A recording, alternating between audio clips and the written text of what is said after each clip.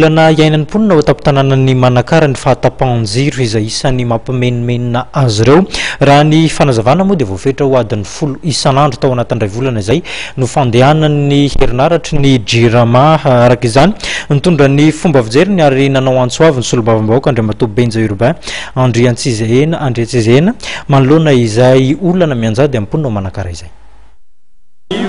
Délestage ni manakara io tsy manakara rery ny voan'ny délestage fa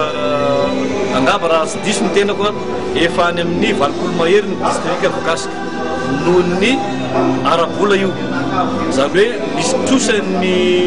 mpamasoloka ny jirama mbola tsy voaloha dia zay zany mampitovy an'ireo mpamasoloka reo na ena ny soloka omeny ny jirama